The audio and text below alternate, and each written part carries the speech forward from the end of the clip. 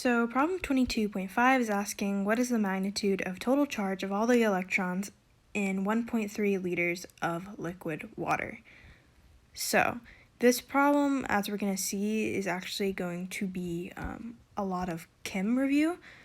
It's of course going to tie in some of our concepts that we learned from this chapter, but refreshing on chem for this problem was helpful. So the only thing that we're given that we know is that the volume of the water is 1.3 liters. So keeping in mind we need to find the amount of electrons in order to find that charge, or at least that's the path I took. We're going to do a series of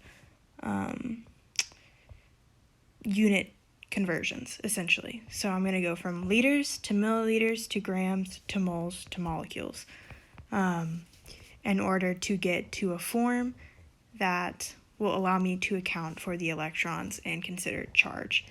So a good thing to consider here is the drawing I have on the upper left. I just have this memorized, but it's shown on the periodic table that helium contains 2 electrons and oxygen contains 6. So you're going to find that in one molecule of H2O, you're going to have a total of 10 electrons. So that's going to come into play later on. So just doing this first thing, in which we're going from liters, milliliters to grams, you'll see that 1 gram is the same as 1 milliliter, and the liter to milliliter is a pretty simple conversion, giving us 1,300 grams of H2O.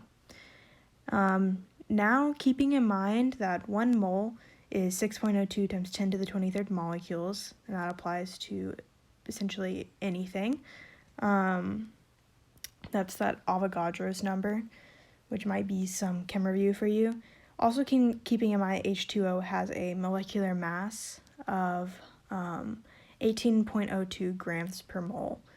So I have that memorized. You can find it online. Also, you can look on the periodic table, add 2 of the hydrogen atoms and 1 of the oxygen atoms, add that mass they have on the periodic table in order to find that number. So you can find it in various places, various ways. But nevertheless, using those 2 numbers that we know, we can calculate using the 1,300 grams, taking it all the way to molecules. And we come out as getting 4.34 times 10 to the 25th molecules of H2O. So now that we know how many molecules, we can figure out how many electrons are going to be in that beginning 1.3 liters that we started with.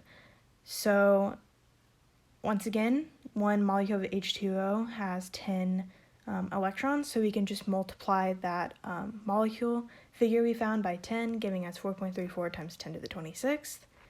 And then the last step is using that key conversion we got from this unit, which allows us to go from E as a charge to C,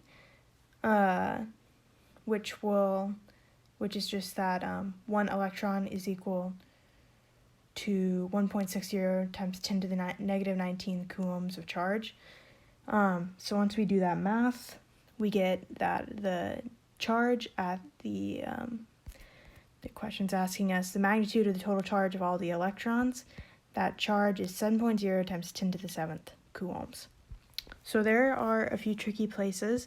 One thing that really helps throughout this problem is making sure your units cancel. So you can see if you go through all my calculations that the milliliters and the milliliters will cancel, the moles will cancel, etc.